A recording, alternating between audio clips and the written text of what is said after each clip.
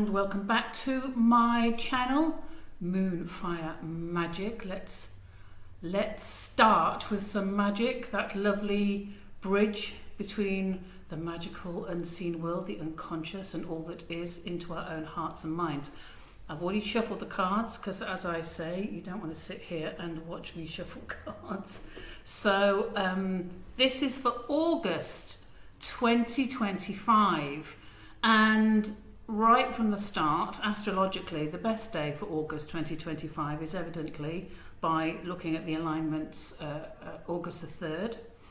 And the most challenging days around August is such a big mashup of planets around wherever you live in the world. I would say the 8th, 9th and 10th.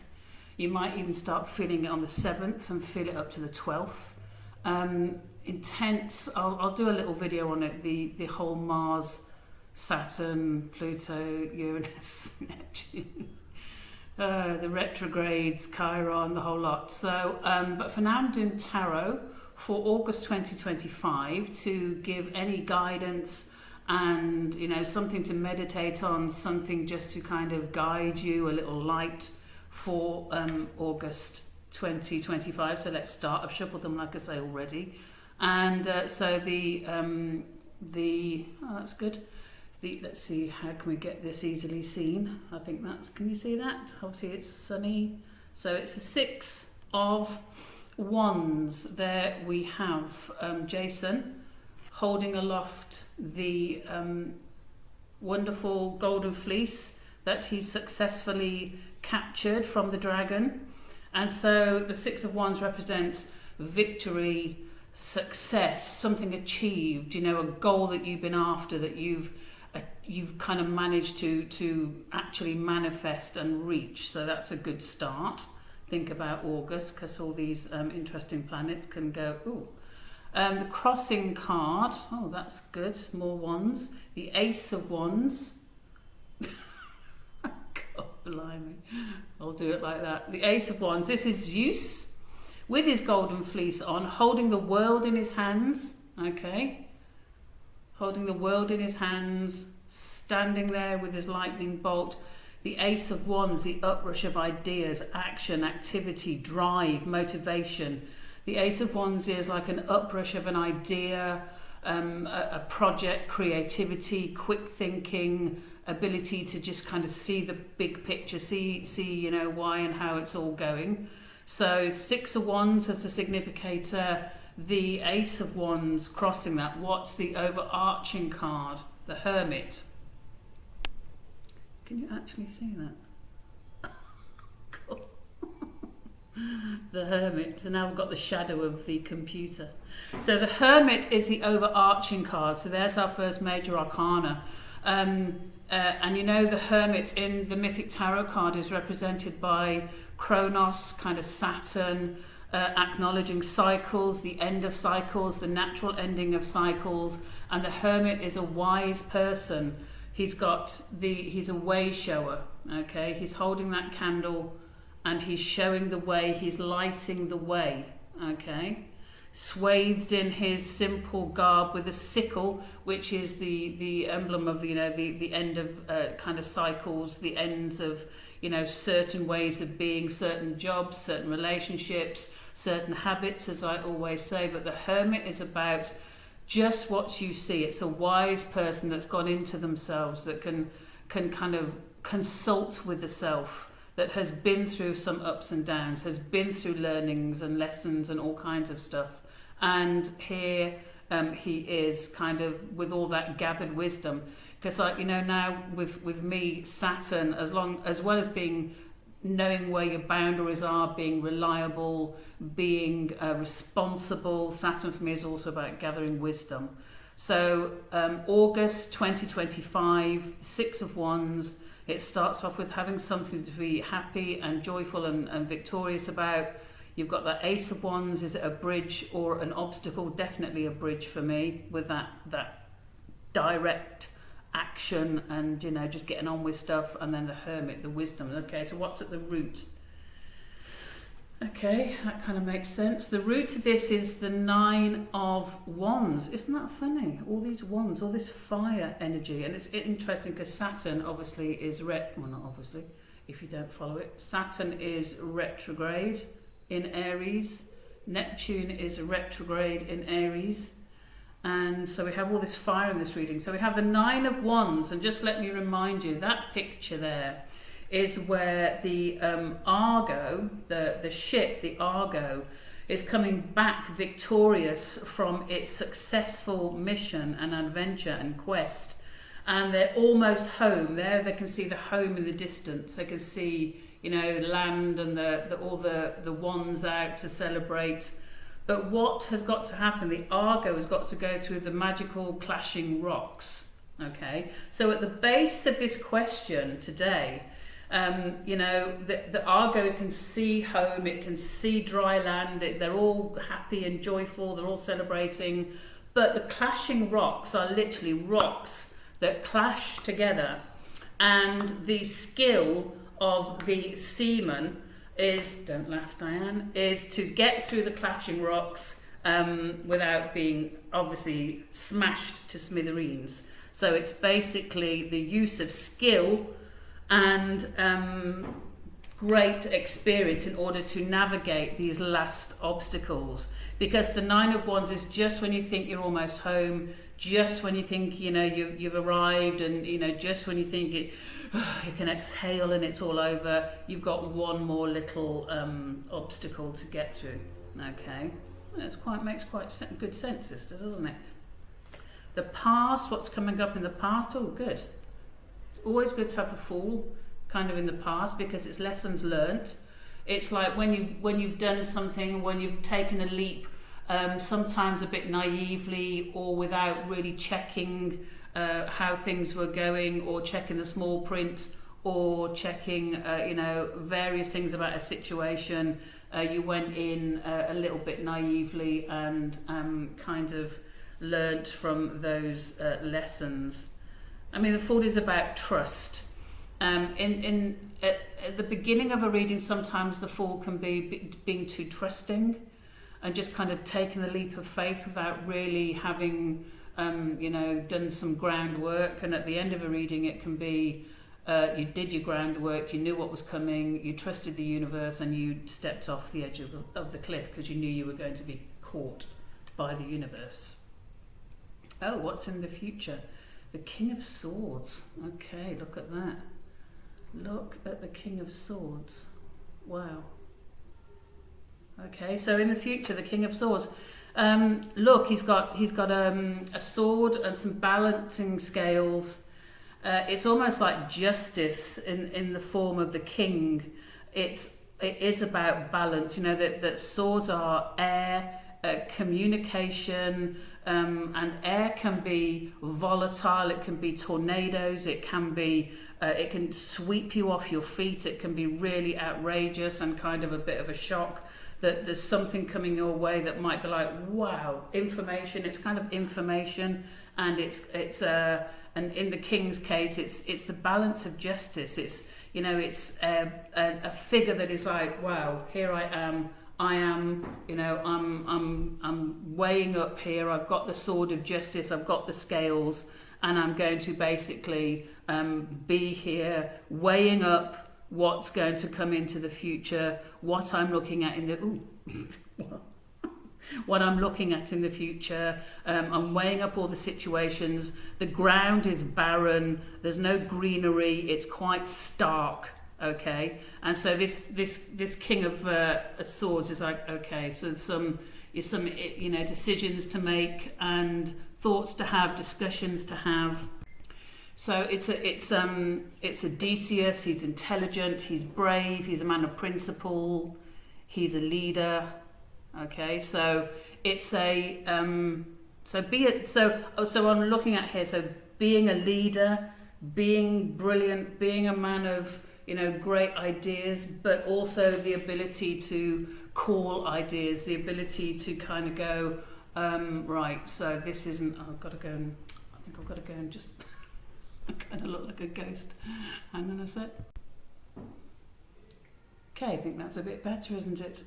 Okay. So yeah, he's a man of principle and of leadership. So maybe this month of August 2025, you're being asked to lead, to negotiate, to bring up discussions, to be fearless, and bring about some great resolutions, solutions, and that kind of thing. Let me get my cloth all nice here. Okay. So, where do we find ourselves this month in August? Oh, well, that's very lovely. Look at that. 3 of Cups. Here we have Eros and Psyche when they first meet, and the little mermaids are celebrating their love. He's come to her. He's come to her on a rock. He's come to visit her and to actually save her and be her lovely, beautiful saviour in the light of the moon. The 3 of Cups is a lovely card. It's cups, it's creativity, it's romance, it's water, it's flow, it's emotions. So the 3 of Cups is a lovely emotional card, and the mermaids are celebrating their love and their oh Diane, grow up, coming together, and just kind of it's a lovely card. So where do we find ourselves? Take this in, right?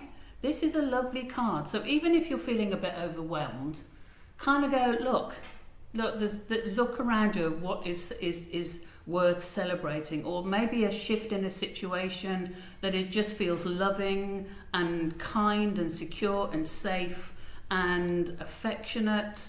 And it can be anything. It can be from a human, an animal, a situation, a kind word, something that someone said that was just kind of working for you. And a very, very nice card. That's where we see ourselves.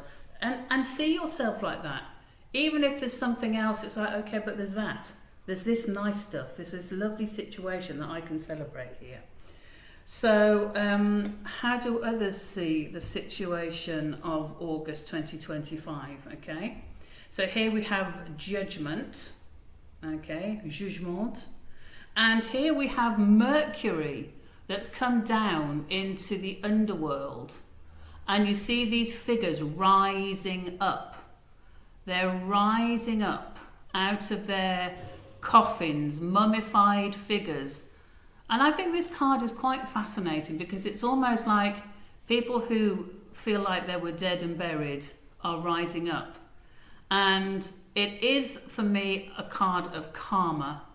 A card of kind of, okay, Mercury's come with his staff to give you a second chance. If you look at the opening in the back, it's kind of golden fields, fertility. And again, the underworld represents the unconscious. So maybe there's something in the unconscious that is coming up for a karmic neutralization. It is judgment, judging the situation. So this is a card how other people see us. Anyone who watches this video, me, the person just dropping by. Okay, so here is the judgment card. It's another chance, being reborn, but there is an element of like who is rising up. And of course, judgment is like a deep personal thing, isn't it? It's a deep, we judge ourselves all the time, every day, and then we project our judgment onto others. So it's quite an interesting card to get for August 2025, judgment. Other people judging, or other people giving you a second go or another chance. And the Mercury, obviously Mercury the messenger, and the messenger going down into the unconscious. Just take that kind of symbolism in. Whatever happens around you, that there's something that can come into your unconscious and like wake you up and just go, wow, okay, that's really woken me up. That's just dinged something. That's just kind of hit a button with me, a trigger or something. So something going into the unconscious, a messenger going into the unconscious and waking something up. And that can be something brilliant and something that you just want to get rid of, something you want to clear out.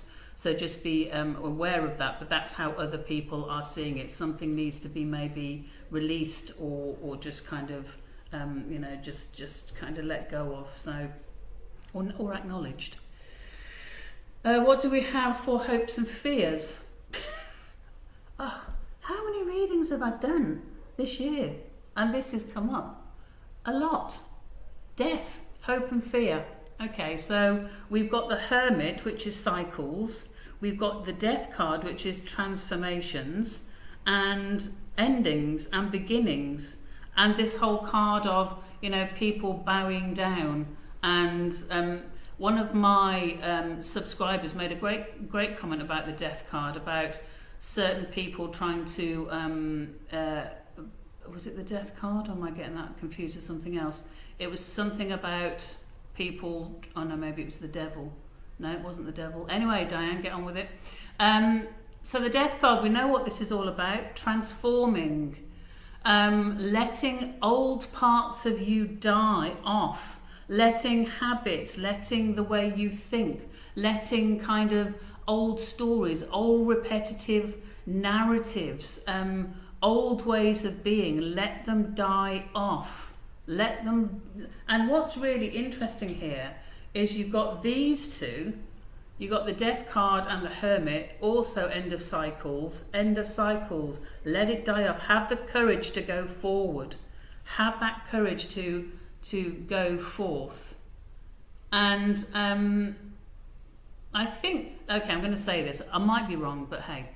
I think the subscriber who made this comment about the Death card, which I really liked, was sometimes people try and encourage you away from ending things and doing things for your own good, letting part of you die. I saw a great meme the other day, and it was a caterpillar and a butterfly at a table having tea, and the caterpillar says to the butterfly, "Oh, you've changed," and the butterfly says, "Yes, we're meant to." And sometimes people don't like other people changing. They don't like to see that, that going on. They like people just to stay exactly as they always have been. Don't rock the boat. Don't change the whole thing. I like you just as you are. Normally because they're getting something from the person or the situation that's highly beneficial to them, and they don't want to lose it, which is, quite natural. So death, hopes and fears. I would say actually it's a bit of both, isn't it? Because really we don't, we know that endings and changing our habits are very good, but sometimes it's very difficult and it's hard to do. And then sometimes even in ourselves we don't want ourselves to change. We don't want ourselves to change because we like ourselves as we are, but we know we have to if we're going to go forward, if we're going to move. Okay, interesting. August 2025, I like it. Oh, look at the outcome. This is great. All right, look at that. The 10 of Cups as an outcome. Oh, there's going to be, there's going to be great things happening this month. Here we have Eros and Psyche. They've been through their trials and tribulations. They met, they fell in love, they had a lovely time. She betrayed him, he flew off, never to be seen again. She went to Aphrodite, his mother, and she was given some initiation journeys to do, 7 I think, and she had to go down into the underworld in order to face some deep, dark stuff that she thought she was never going to come back from.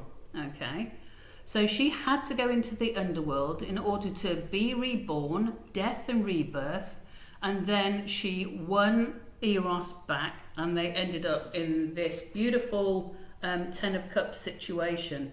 They've been through trials and tribulations.